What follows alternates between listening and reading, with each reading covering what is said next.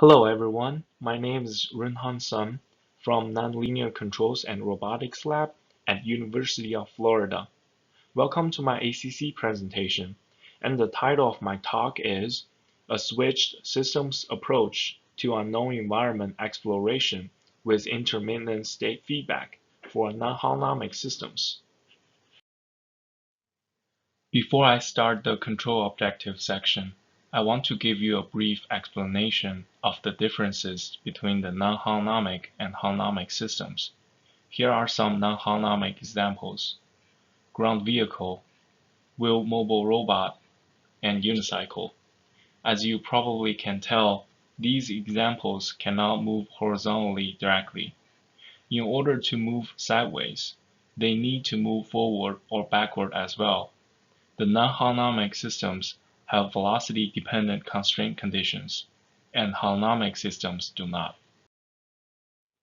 The control objective is to enable a non-harmonic vehicle to explore an unknown environment where feedback is unavailable by intermittently following a trajectory through the unknown environment and intermittently into regions where feedback is available. As shown in the figure, the black rectangle represents the unknown environment the non-harmonic vehicle tries to explore. The black circles represent multiple feedback zones the agent can acquire feedback. The dashed line represents the desired trajectory the agent is tracking, and the solid line represents the actual path the agent travels. It comes to the question of why do we care about non-harmonic systems? Why are they important? The proposed method can be applied in a wide range of applications, for example, mobile vehicles. The method can guarantee loop closure, which is what traditional SNAP methods do not have. The approach can be implemented in feedback-denied regions, and while the agent is in those regions, the overall system is stable under intermittent state feedback. In order to achieve the control objective, there are some assumptions. First, the system disturbances can be upper bounded by known positive constants. Second, there are multiple stationary known feedback zones in the unknown environment. Each of the feedback regions is defined by a compact set. Third, the non-harmonic vehicle is initialized in a feedback region. Fourth, the feedback regions are adequately spaced so that a vehicle can move between the regions while satisfying the subsequently defined dwell time conditions. The feedback region's locations cannot be too further apart, otherwise the agent will be lost in the feedback denied region and will not be able to accomplish the objective. Fifth, the desired states and time derivatives are bounded. Last, the maximum velocity of the non-harmonic agent can be upper bounded by a known positive constant. The agent can only go so fast, and this will prevent Zeno behavior. This is a kinematic model for a unicycle with an exogenous disturbance. Xy denote the linear or planar position. Theta denotes the orientation of the non-harmonic vehicle. V1 is the linear velocity and V2 is the angular velocity of the agent. D represents the exogenous disturbances. QD and VD represent the corresponding desired state and velocity. There are three error systems have been defined in this paper. The trajectory tracking error E denote the difference between the true state and the desired state. The estimated trajectory tracking error E hat denote the difference between the estimated state and the desired state. And the state estimation error E tilde denote the difference between the true state and the estimated state. Note that E is equal to E hat plus E tilde, where Q hat denotes the estimated states, and the agent will use the estimated states when feedback is unavailable. To facilitate the subsequent unified control synthesis and stability analysis, these two global invertible transformation matrices are defined, where the auxiliary tracking error signals are defined as the corresponding stacked vector. Taking the time derivative of the previously defined signals, and then the open-loop error systems can be obtained as shown here. J is the constant skew-symmetric matrix. Fe and Fe hat are auxiliary signals defined as shown. UE and UE hat are auxiliary control input, and Chi1 and Chi2 are used to compensate for exogenous disturbances. The auxiliary control inputs are defined as shown, and TE and TE hat can be defined as shown here.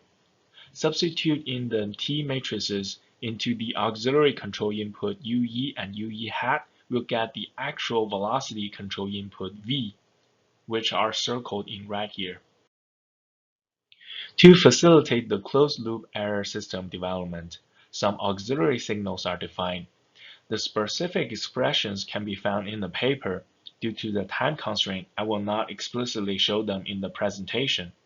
So the closed loop for trajectory tracking error and estimated trajectory tracking error can be obtained as shown inside the red rectangle.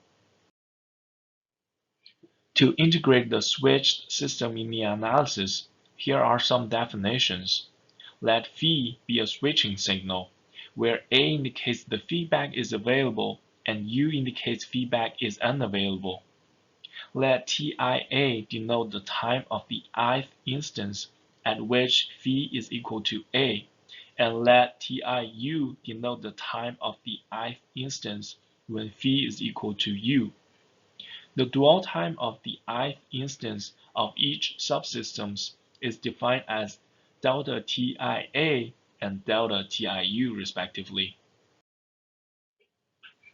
When phi is equal to A, a reset map is used to update Q hat T to be Qt.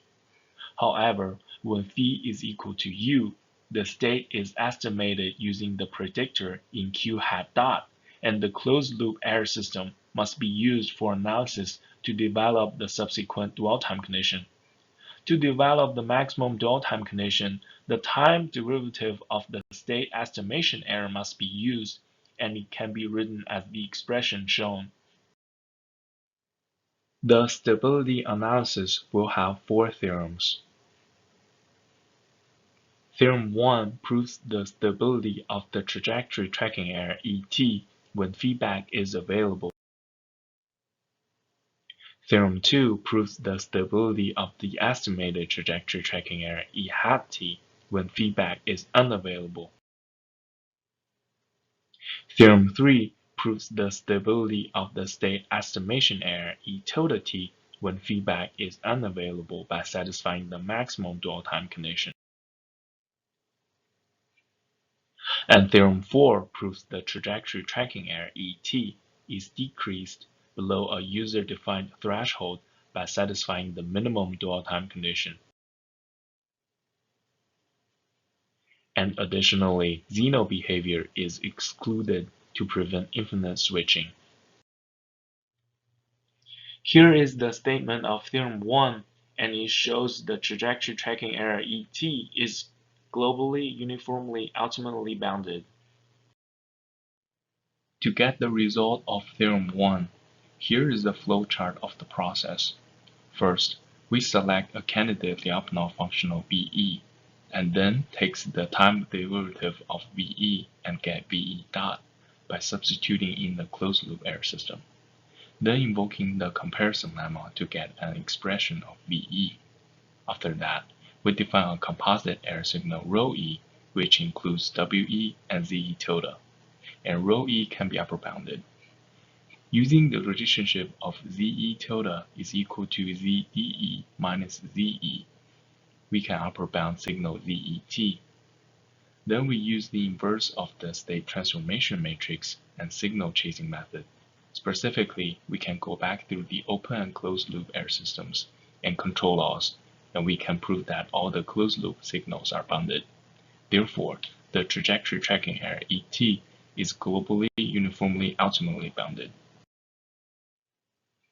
Then, we can get a similar result for the estimated trajectory tracking error in Theorem 2.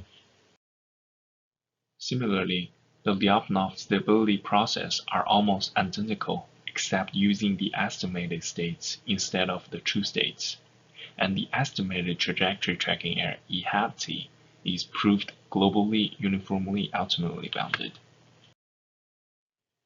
Before going to the third theorem of the paper, I want to introduce a definition of maximum dwell time. A maximum dwell time indicates the maximum time an agent can operate without state feedback.